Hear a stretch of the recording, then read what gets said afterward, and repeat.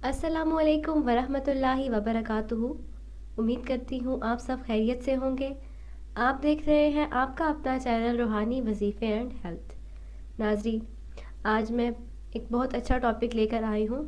आज की जो वीडियो है वो उन हज़रात के लिए, उन मर्द और उन ख़वातीन के लिए है जो कि 1 मंथ के बच्चे को कुछ नहीं समझते। ख़ास तौर पर मियाँ बीवी के लिए कि क्या अगर शोहर इजाज़त देता है तो क्या 1 मंथ के, 1 माह के या 4 माह के बच्चे को जो बीवी है उसका अबॉर्शन करवा सकती है, बच्चा ज़ाया करवा सकती है। तो इस सब की क्या हकीकत है, ये क्या है, इस वीडियो में जानते हैं। नाज़रीन, इस वीडियो को दूसरों तक भी पहुंचाइए, वीडियो को शेयर करें ताकि ये मालूमात जो दूसरों तक नहीं है उन तक भी पहुंच सके। और हमारा चैनल सब्सक्राइब कीजिए, बेल आइकन पर ज़रूर प्रेस कीजिएगा ताकि ऐसी नई इन्फॉर्मेशन जब भी आप हम कोई वीडियो नहीं अपलोड करते हैं ऐसी, ताकि वो भी आप तक पहुँचती रहे और आप ऐसी मालूमात से मुफीद होते रहें।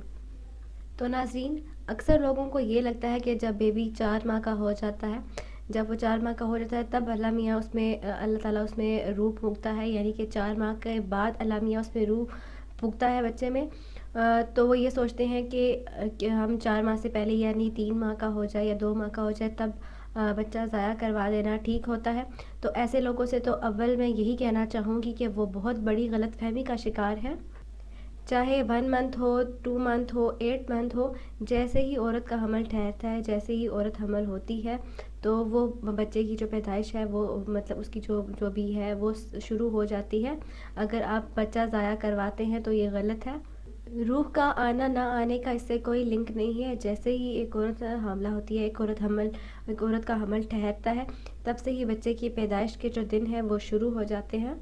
तो जो भी मर्द हज़रात ये वीडियो देख रहे हैं और अपनी बीवी का वो हमल ज़ाया करवाना चाह रहे हैं, वो बीवी का अपनी हमल ज़ाया करवाना चाहते हैं, तो याद रखिएगा वो गलत कर रहे हैं।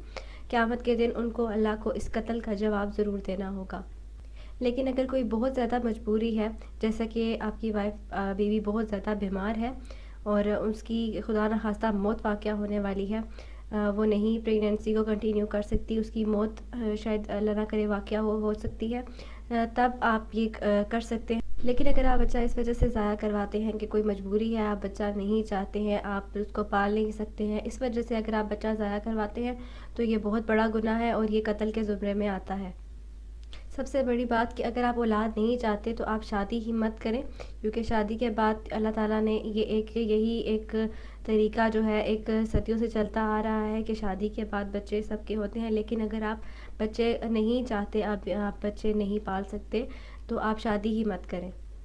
अगर आप इस बारे में मज़ीद मालूमात लेना चाहते हैं तो आप किसी उलमा, किसी दीनदार से आप मशवरा हासिल कीजिए। अगर वो आपको मना करता है तो बिल्कुल ठीक कर रहा है, लेकिन अगर आपको वो कहीं पे मना नहीं कर रहा तो वो कहीं ना कहीं पे ज़रूर गलत होगा। तो नाज़रीन, उम्मीद करती हूँ कि आपको आज की वीडियो पसंद आई होगी। मज़ीद इसी तरह की वीडियोस देखने के लिए आप हमारे चैनल रूहानी वजीफ़े एंड हेल्थ को सब्सक्राइब कर दें और बेल आइकन पर ज़रूर प्रेस कीजिएगा ताकि नई आने वाली तमाम वीडियोस आप तक पहुँचती रहें। अभी तक के लिए इतना ही। अगली वीडियो तक के लिए इजाज़त चाहती हूँ। अपना बहुत सारा ख्याल रखिएगा। अल्लाह हाफ़िज़।